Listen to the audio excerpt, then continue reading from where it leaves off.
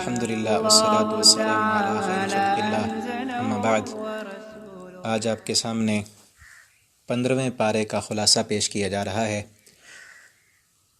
اس پارے کے دو حصے ہیں، پہلے حصے میں سورہ بنی اسرائیل اور دوسرے حصے میں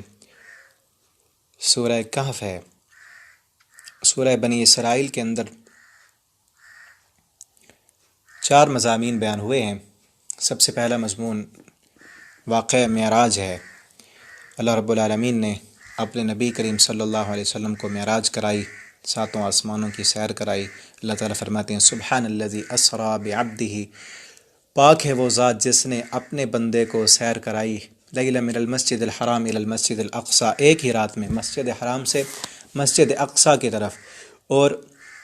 پھر وہاں سے مسجد اقصی سے پھر آسمانوں کی طرف اللہ رب العالمین آپ کو لے گئے۔ اسریٰ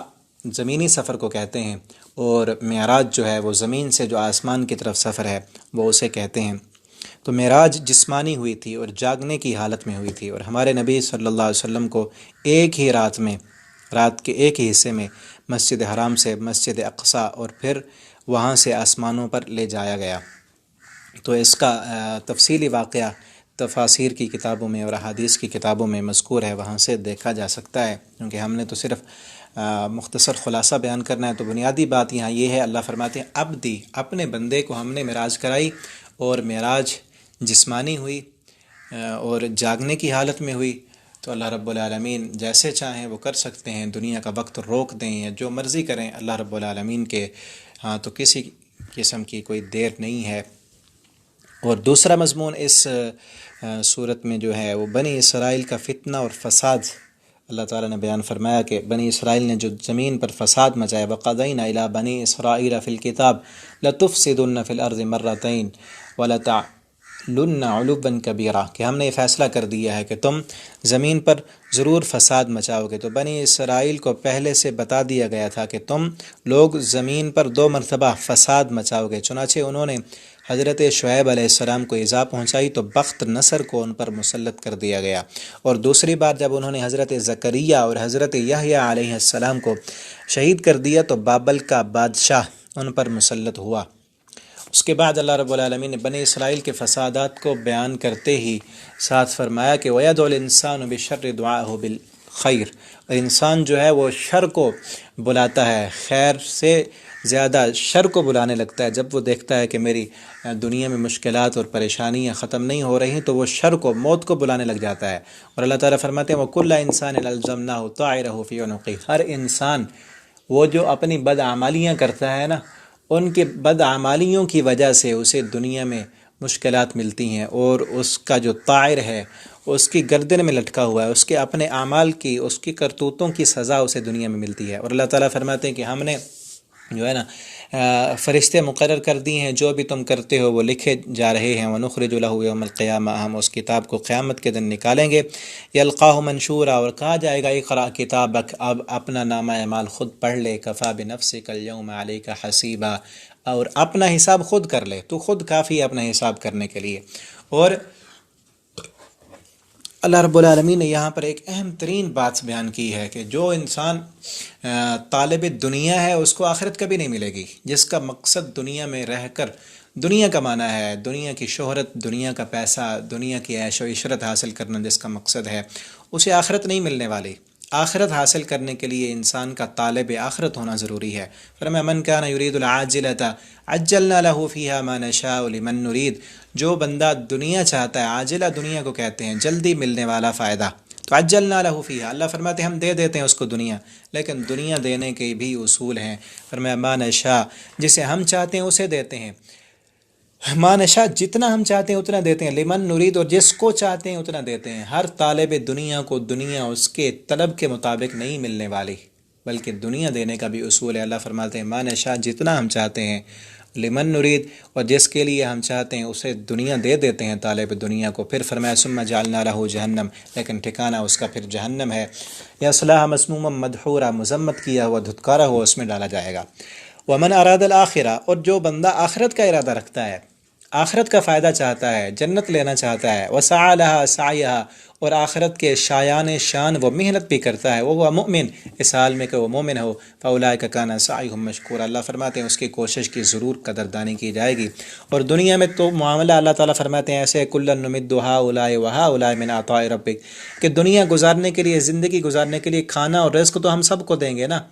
جو طالب دنیا ہے اس کو بھی دنیا دیں گے، اور جو طالب آخرت ہے اللہ فرماتے ہیں دنیا اس کو بھی دیں گے، چونکہ یہ امتحان کی جگہ ہے، تو اس میں رہنے کے لیے اور زندگی بسر کرنے کے لیے زندگی کا ساز و سامان اللہ فرماتے ہیں ہم سب کو دے دیں گے، لیکن آخرت کا جو نتیجہ ہے، جو آخرت کا معاملہ ہے، وہ صرف آخرت اس انسان کو ملنے والی ہے جو طالب آخرت ہو۔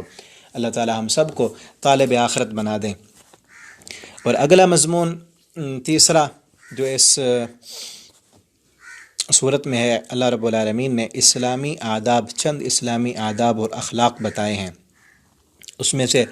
فرمایا کہ وَقَضَىٰ رَبُّكَ أَلَّا تَعْبُدُوا إِلَّا إِيَّاهُ، تیرے رب نے یہ فیصلہ کر دیا ہے کہ اس کے علاوہ کسی اور کی عبادت نہ کی جائے، وَبِالْوَالِدَيْنِ إِحْسَانًا، اور والدین کے ساتھ بھی احسان کیا جائے، اور وَآتِ ذِي الْقُرْبَىٰ حَقَّهُ وَالْمِسْكِينَ وَابْنَ السَّبِيلِ، قریبی رشتہ داروں کے ساتھ بھی حسن سلوک کیا جائے، مسکینوں کے ساتھ، وابن السبیل، اور مسافروں کے ساتھ، ان کے ہر ایک کے حقوق نبی کریم صلی اللہ علیہ وسلم نے احادیث میں بتائے ہیں، اور خصوصاً والدین کے لیے فرمایا کہ فلا تقل لهما اف، ان کے سامنے اف بھی نہیں کرنا، وقل لهما قولا کریما واخفض لهما جناح الذل من الرحمہ، اور ان کے لیے تم نے اپنی نرمی کا پہلو جو ہے نا وہ جھکا دینا ہے جب وہ بڑھاپے کی عمر کو پہنچ جائیں، اور جب ان میں سے ایک باقی رہ جائے، ایک ان کا ساتھی تمہارا والدین میں سے باپ یا ماں فوت ہو جائے اور ایک باقی رہ جائے، تو ان کے لیے خصوصاً تم نے ان کے لیے نرمی کرنی ہے اور ان کے لیے اپنی نرمی کا پہلو جھکا دینا ہے۔ اور پھر فرمایا کہ ولا تبذر تبذیرا، کہ فضول خرچیاں نہیں کرنی، ان المبذرین کانوا اخوان الشیاطین، کہ فضول خرچی کرنے والے جو ہیں وہ شیطان کے بھائی ہوتے ہیں۔ اور پھر فرمایا کہ فضول خرچی بھی نہیں کرنی، ولا تجعل یدک مغلولۃ الی عنقک، اور بخل سے بھی کام نہیں لینا، بخیلی بھی نہیں کرنی۔ اور آگے فرمایا کہ ولا تقتلوا اولادکم خشیۃ املاق، اپنی اولادوں کو بھوک کے ڈر کی وجہ سے قتل نہیں کرنا۔ یہ سارے اللہ رب العالمین نے جو ہے نا اسلامی آداب اور اخلاقیات بیان فرمائے ہیں کہ اپنی اولاد کو بھوک کے ڈر کی وجہ سے، پہلے قتل ہوتا تھا کہ اولاد پیدا ہونے کے بعد زندہ درگور کر دیے جاتی تھی، لیکن اب جو قتل ہو رہا ہے وہ حمل کو گرا کر اور مانع حمل ادویات کا استعمال کر کے، وجہ پیچھے وہی ہے کہ لوگ بڑھ جائیں گے، آبادی بڑھ جائے گی تو پھر مسائل بڑھ جائیں گے، پھر کھائیں گے کہاں سے؟ اللہ تعالیٰ فرماتے ہیں نحن نرزقهم وإياكم، ہم ان کو بھی رزق دیں گے جیسے تمہیں دے رہے ہیں، تم بھی جب پیدا ہوئے تھے ساتھ کچھ نہیں لے کر آئے تھے، تمہیں ہم رزق دے رہے ہیں تو تمہاری اولاد کو بھی ہم دیں گے، اس ڈر کی وجہ سے قتل نہیں کرنا۔ ان قتلهم كان خطأ كبيرا، اس اولاد کا قتل کرنا بہت بڑا جرم ہے۔ آگے فرمایا ولا تقربوا الزنا، زنا کے قریب بھی مت جانا، انہ کان فاحشہ، بے شک یہ بہت بڑی فحاشی کا کام ہے، وساء سبیلا، اور بہت برا راستہ ہے، ولا تقتلوا النفس التي حرم اللہ الا بالحق، اور کسی انسان کو ناحق قتل بھی نہیں کرنا۔ اور آگے فرمایا ولا تقربوا مال الیتیم، یتیم کے مال کے قریب بھی نہیں جانا، اور اس کو اگر تم وارث بن جاؤ یتیم کے مال کے تو اس میں فضول خرچیاں نہیں کرنی، احسن انداز کے ساتھ اس یتیم کے مال کو استعمال کرنا ہے تم نے۔ واوفوا الکیل، اور آگے فرمایا کہ ناپ تول کو جو ہے نا پورا کرنا ہے، جب تم ناپ کر دو کسی چیز کو، وازنوا بالقسطاس، یا وزن کر کے دو تو انصاف کا ترازو تولنا ہے۔ ولا تقف ما لیس لک بہ علم، اور ایسی باتوں کے پیچھے نہیں پڑنا کہ جس کے متعلق تمہیں تحقیق نہ ہو، اس کے پیچھے نہیں پڑے رہنا۔ ولا تمشی فی الارض مرحا، اور فرمایا کہ زمین پر اکڑ کر نہیں چلنا، کیونکہ اکڑ کر چلنے والا انسان اللہ کو پسند نہیں ہے۔ وَلَن تَبْلُغَ الْجِبَالَ طُولًا، کیونکہ تم نہ پہاڑوں کی بلندیوں تک پہنچ سکتے ہو، لَن تَخْرِقَ الْأَرْضَ، اور نہ ہی زمین کا سینہ چیر سکتے ہو، انسانوں تمہاری کوئی حیثیت ہی نہیں، تم تو عاجز ہو، بے کس ہو، تو اللہ کے سامنے جس قدر عاجزی اختیار کرو گے اتنا تمہارے لیے فائدہ ہے۔ اور آگے پھر فرمایا کہ ولا تمشي في الارض مرحا انك لن تخرق الارض ولن تبلغ الجبال طولا كل ذلك كان سيئا عند ربك مكروها ولا تجعل مع الله الها آخر، اللہ کے ساتھ کسی کو دوسرے کو الہ نہیں بنانا۔ یہ جتنے بھی اخلاقیات اور آداب بتائے ہیں ان کے شروع میں بھی اللہ تعالیٰ نے فرمایا لا تجعل مع اللہ الہا آخر، اللہ کے ساتھ کسی دوسرے کو الہ نہیں بنانا۔ اور سارے اخلاقیات بیان کرنے کے بعد بھی یہی فرمایا ولا تجعل مع اللہ الہا آخر، کہ جو انسان اللہ کے ساتھ شرک کرتا ہے، کوئی دوسرا الہ اور معبود اور مشکل کشا بناتا ہے، وہ جتنی بھی اخلاقیات اکٹھی کر لے اسے کوئی فائدہ ملنے والا نہیں ہے۔ اور دوسرا معنی یہ ہے کہ جس انسان میں توحید نہیں ہے، وہ کائنات کا سب سے بڑا بدخلق انسان ہے، اس میں کسی قسم کی کوئی آداب نہیں ہے۔ جو اللہ کا باادب نہیں، وہ جو مرضی کر لے وہ کبھی باادب نہیں بن سکتا۔ سب سے بڑا ادب اللہ رب العالمین کا ادب ہے، اور اللہ کا ادب یہ ہے کہ اللہ کے ساتھ کسی کو شریک نہ کیا جائے، ایک اللہ کی عبادت کی جائے۔ تو اسی لیے تمام آداب کو بیان کرنے سے پہلے بھی یہی فرمایا لا تجعل مع اللہ الہ، اللہ کے ساتھ کسی اور کو الہ نہ بناؤ، اور سارے آداب بیان کرنے کے بعد بھی یہی فرمایا کہ لا تجعل مع اللہ الہا آخر فتلقی فی جہنم ملوما مدحورا، اگر کوئی بنائے گا اللہ کے ساتھ کوئی دوسرا الہ تو جتنے مرضی اخلاقیات لے کر آ جائے، انسانوں کے حقوق، والدین کے حقوق، معاشرے کے حقوق، مسکینوں یتیموں کے حقوق، ہمسایوں کے حقوق، سب حقوق کو پورا کر کے آئے، لیکن اللہ کے حق میں ڈنڈی ماری اور اس نے شرک کیا تو فتلقی فی جہنم، اسے اوندھے منہ جہنم میں ڈال دیا جائے گا۔ اور اسی طرح اس سورت کا جو اگلا مضمون ہے اللہ رب العالمین نے اس میں قرآن کریم کی عظمت کو بیان فرمایا ہے کہ فرمایا وَلَقَدْ صَرَّفْنَا فِي هَذَا الْقُرْآنِ، کہ اس قرآن میں ہم اپنی نصیحتیں پھیر پھیر کر بیان کرتے ہیں لِيَذَّكَّرُوا، تاکہ آپ نصیحت حاصل کریں۔ اور فرمایا وَنُنَزِّلُ مِنَ الْقُرْآنِ مَا هُوَ شِفَاءٌ وَرَحْمَةٌ لِّلْمُؤْمِنِينَ، کہ ہم نے اس قرآن کو مومنوں کے لیے شفا اور رحمت بنایا ہے۔ اور فرمایا کُلَّ إِنِ اجْتَمَعَتِ الْإِنسُ وَالْجِنُّ عَلَىٰ أَن يَأْتُوا بِمِثْلِ هَذَا الْقُرْآنِ لَا يَأْتُونَ بِمِثْلِهِ، اگر سارے جن اور سارے انسان جمع ہو جائیں اس قرآن کی مثل ایک آیت بھی پیش کرنا چاہیں تو لا یأتون بمثلی، اس قرآن کی طرح ایک آیت بھی وہ نہیں بنا سکتے۔ یہ قرآن کوئی انسانوں کا کلام نہیں ہے، یہ اللہ رب العالمین کی طرف سے ہے۔ تو اللہ رب العالمین نے قرآن کی عظمت اور اس کا معجزہ ہونا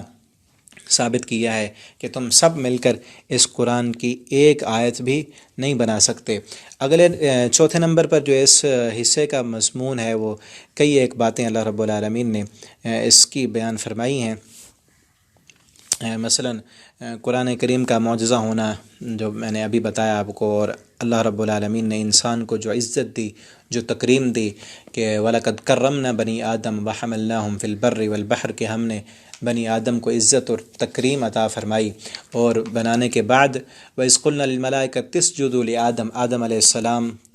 کو ملائکہ نے سجدہ کیا۔ یہ بھی ایک پوری انسانیت کی تکریم ہے، کیونکہ انسانیت کے باپ آدم علیہ السلام ہیں، تو ان کو جب سب فرشتوں نے سجدہ کیا تو ساری انسانیت کی یہ تکریم ہوئی۔ تو آگے اسپیشلی فرمایا کہ وَلَقَدْ كَرَّمْنَا بَنِي آدَمَ وَحَمَلْنَاهُمْ فِي الْبَرِّ وَالْبَحْرِ۔ اور پھر اسی طرح نبی کریم صلی اللہ علیہ وسلم کو تہجد کی نماز پڑھنے کا حکم دیا گیا کہ اقم الصلاۃ لدلوق الشمس الی غسق اللیل ومن اللیل فتہجد بہ نافلۃ لک عسی ان یبعثک ربک مقاما محمودا۔ اور اسی طرح مشرکین مکہ کے جو مطالبات تھے، وہ کہتے تھے وقالوا لن نؤمن لك حتى تفجر لنا من الارض ينبوعا، کہ ہم اس وقت تک ایمان نہیں لائیں گے کہ آپ یہاں سے ایک چشمہ نکالیں، او تکون لك جنۃ من نخیل، یا آپ کے لیے ایک باغ ہو اور پہاڑ سونے کے بن جائیں، او یکون لك بیت من زخرف او ترقى في السماء، آپ کے لیے ایک سونے کا جو ہے نا وہ جواہرات کا، ہیروں کا گھر ہو، یا آپ آسمان پر سیڑھی لگائیں اور اوپر چڑھ جائیں۔ اور پھر بھی نہیں مانے گے یہاں تک کہ آپ سیڑھی لگا کر آسمان پر چڑھیں، پھر وہاں سے ایک مکمل حتیٰ تنزل علینا کتابا نہ کرو، کہ مکمل کتاب لے کر آئیں تو پھر ہم مانیں گے۔ تو اللہ تعالیٰ نے اس کے بارے میں فرمایا آپ ان سے کہہ دیں قل سبحان ربی، میرا رب پاک ہے، هل كنت الا بشر رسولا، میں تو بشر الرسول ہوں، یہ سارے معجزات لانا میرے بس کی بات نہیں ہے، یہ اللہ رب العالمین کے اختیار میں ہے۔ اللہ رب العالمین نے آگے پھر حضرت موسیٰ علیہ السلام کا بھی مختصر سا ذکر کیا ہے کہ وَلَقَدْ آتَيْنَا مُوسَىٰ 9 آیات بینات، کہ ہم نے موسیٰ علیہ السلام کو 9 نشانیاں دی تھیں، اور نشانیوں کا تذکرہ اور جگہ پر ہے۔ آگے اللہ رب العالمین نے فرمایا اپنی صفات بیان کرتے ہوئے کہ قُلِ ادعوا اللَّهَ أَوِ ادعوا الرَّحْمَٰنَ، اللہ رب العالمین کے کئی نام ہیں، کئی اسماء و صفات ہیں۔ فلاح الاسماء الحسنى کہ اس کے لیے اچھے اچھے نام ہیں، ولا تجہر بصلاتک ولا تخافت بها وابتغ بین ذلک سبیلا، اور آگے فرمایا وقل الحمد للہ، ساری تعریفیں اس رب کے لیے، لم یتخذ ولدا کہ اس کا کوئی بیٹا نہیں ہے، ولم یکن له شریک فی الملک اور اس کا کوئی بادشاہت میں شریک نہیں ہے، ولم یکن له ولی من الذل اور اس کا کوئی ایسا دوست بھی نہیں ہے کہ جو اس کو کمزور کر سکے، وکبرہ تکبیرا آپ کبریائیاں اور اس کی بڑائیاں بیان کرتے رہیں۔ تو اسی طرح ایک حصہ مکمل ہوا۔ دوسرے حصے میں سورہ کہف ہے۔ سورہ کہف کے جو ابتدائی حصہ اس پارے میں ہے اس میں 2 مضامین بیان ہوئے ہیں۔ پہلا مضمون میں 2 قصے بیان ہوئے ہیں، 2 قصے۔ ان میں سے پہلا قصہ اصحاب کہف کا ہے۔ اصحاب کہف وہ چند صاحب ایمان نوجوان تھے جن کے بارے میں اللہ رب العالمین نے سورت کے شروع میں بیان فرمایا ہے۔ وہ مشرکین مکہ نے آپ سے سوال کیے تھے کہ آپ بتائیں کہ اصحاب کہف کون تھے۔ 3 سوال کیے تھے انہوں نے، جس کے جواب میں یہ صورت نازل ہوئی ہے اصحاب کہف کے بارے میں اور ذوالقرنین کے بارے میں۔ تو اللہ رب العالمین نے ان اصحاب کہف والوں کا واقعہ ذکر کیا کہ چند نوجوان تھے، فتیۃ آمنوا بربہم، اللہ فرماتے ہیں چند نوجوان تھے آمنوا بربہم جو اپنے رب پر ایمان لائے تھے، اور وہ اس زمانے میں تھے کہ دقیانوس نامی ایک بادشاہ بت پرستی پر مجبور کرتا تھا، خود بھی بت پرست تھا اور لوگوں کو بھی بت پرستی پر مجبور کرتا تھا، اور ہر ایسے شخص کو وہ قتل کر دیتا تھا جو اس کی شرکیہ دعوت کو قبول نہیں کرتا تھا۔ تو ان نوجوانوں کو ایک طرف مال اور دولت کے انبار اور اونچے اونچے عہدوں پر تقرری اور معیار زندگی کی بلند ترغیبات دی گئیں کہ آپ ہماری طرف آ جائیں، شرک کرنے لگ جائیں تو آپ کو دنیاوی ساز و سامان دیا جائے گا، اونچے اونچے عہدے دیے جائیں گے، دولتوں کے انبار لگا دیے جائیں گے، اور دوسری طرف ان کو ڈرایا اور دھمکایا گیا اور جان سے مار دینے کی ان کو دھمکیاں دی گئیں کہ اگر تم ہمارے مذہب میں نہ آئے تو تمہیں جان سے مار دیا جائے گا۔ تو ان نوجوانوں نے اپنے ایمان کی حفاظت کو ہر چیز پر مقدم جانا اور اسے بچانے کی خاطر وہ نکل کھڑے ہوئے۔ چلتے چلتے وہ شہر سے بہت دور ایک پہاڑ کے غار تک جا پہنچے، راستے میں ایک کتا بھی ان کے ساتھ تھا، اور اس غار میں جا کر انہوں نے ایک دعا کی تھی، بہت زبردست دعا جو اللہ رب العالمین نے یہاں بیان فرمائی ہے۔ کہنے لگے ربنا آتنا من لدنک رحمہ وہیئ لنا من امرنا رشدا، اے ہمارے رب تو ہمیں اپنی طرف سے رحمت دے دے۔ اب تو جانتا ہے کہ وہ ہماری جان کے دشمن بنے ہوئے ہیں، ہم بھاگ کر اس غار میں آ گئے۔ آتنا من لدنک رحمہ، اللہ تو ہمیں اپنی طرف سے رحمت عطا فرما، وہیئ لنا من امرنا رشدا، اور ہمارے لیے ہمارے ہر معاملے میں تو آسانی فرما دے۔ اللہ فرماتے ہیں فضربنا علی آذانہم، پھر ہم نے ان کے کانوں پر تھپکیاں دے کر ان کو اس غار میں سلا دیا، جس طرح ماں اپنے بیٹے کو تھپکیاں دیتی ہے اور دلاسے دے کر سلا دیتی ہے۔ اللہ فرماتے ہیں فضربنا علی آذانہم وربطنا علی قلوبہم، ہم نے ان کے کانوں پر تھپکیاں دیں، وربطنا علی قلوبہم، اور ان کے دلوں کو ہم نے سکون دے دیا، اور اس غار میں وہ جا کر سوئے رہے، اور اللہ رب العالمین نے انہیں گہری نیند سلا دیا، یہاں تک کہ وہ 309 سال تک اس غار میں سوئے رہے۔ جب نیند سے بیدار ہوئے تو کھانے کی فکر ہوئی، تو ان میں سے ایک کو انہوں نے کھانا خریدنے کے لیے شہر کی طرف بھیجا۔ وہاں جب پہنچا تو انہیں پہچان لیا گیا کہ 3 صدیوں میں حالات بدل چکے تھے۔ لوگوں نے دیکھا تو عجیب و غریب اس کی حالت تھی، اور اس کے پاس پیسے بھی 3 صدیاں پہلے کے تھے، لیکن اب جو حالات تھے کہ وہ پہلے والی شرک کی حکومت ختم ہو چکی تھی، اب جو بادشاہ تھا وہ موحد تھا۔ تو اس نے اس سے تحقیقات کی، پھر ان سب کو اصحاب کہف والوں کو بلا لیا، تو یہ لوگ اب اس بادشاہ کے سامنے ایک ہیروز کی حیثیت میں سامنے آئے۔ تو اللہ رب العالمین نے وہ واقعہ اپنے نبی صلی اللہ علیہ وسلم پر اس لیے بیان فرمایا ہے کہ آج آپ بھی ان لوگوں کو جو ایمان پر مقدم رہے، اپنے ایمان کی حفاظت کی، اللہ رب العالمین نے ان کی پھر کیسے حفاظت کی۔ ہمارے لیے بھی اس میں نصیحت ہے کہ ہر فتنات کے دور میں اپنے ایمان کی حفاظت کو ترجیح دینی چاہیے۔ تو اللہ پیارے پیغمبر صلی اللہ علیہ وسلم نے بھی اسی صورت کے بارے میں فرمایا ہے کہ جو بندہ سورہ کہف کو یاد رکھے گا، خصوصاً اس کی پہلی 10 آیتیں، تو دنیا کے فتنے میں وہ مبتلا نہیں ہوگا، حتیٰ کہ دجال تک کا فتنہ بھی اس کو نقصان نہیں پہنچا سکے گا۔ اور دوسرا قصہ جو اس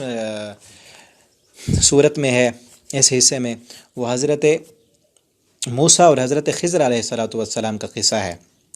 تو اس قصے میں وہ قصہ انشاءاللہ اگلے پارے میں ہوگا۔ دوسرا مضمون جو اس صورت کا ہے، اس میں 2 مثالیں بیان کی گئی ہیں۔ پہلی مثال، 2 شخص تھے، ایک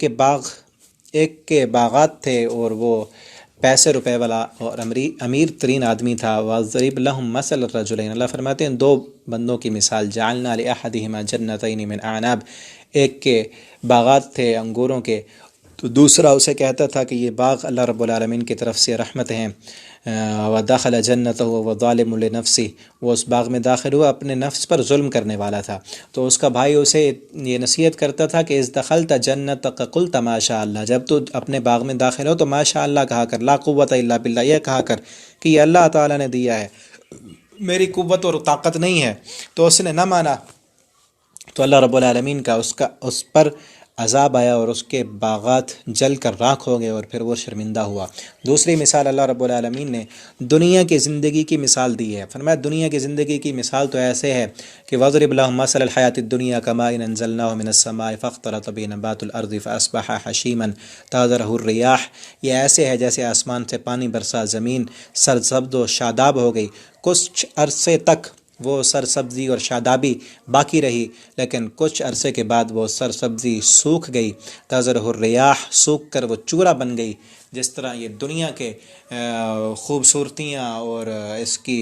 رونقیں سوکھ جاتی ہیں اور ختم ہو جاتی ہیں، اسی طرح اللہ تعالیٰ نے فرمایا دنیا کی زندگی کی مثال ہے کہ ایک دن یہ بچہ ہوتا ہے، جب پیدا ہوتا ہے انسان تو پھر آہستہ آہستہ جوان ہوتا ہے، اس پر رونقیں آتی ہیں، جوانی کی بہاریں آتی ہیں، اور پھر آہستہ آہستہ وہ بڑھاپے کی طرف جاتا ہے اور سوکھ جاتا ہے۔ اللہ تعالیٰ فرماتے ہیں دنیا کی زندگی بیان ہی ایسے ہے۔ اور اس صورت کے شروع میں اللہ تعالیٰ فرماتے ہیں اِنَّا جَعَلْنَا مَا عَلَى الْأَرْضِ زِينَةً لَهَا، کہ ہم نے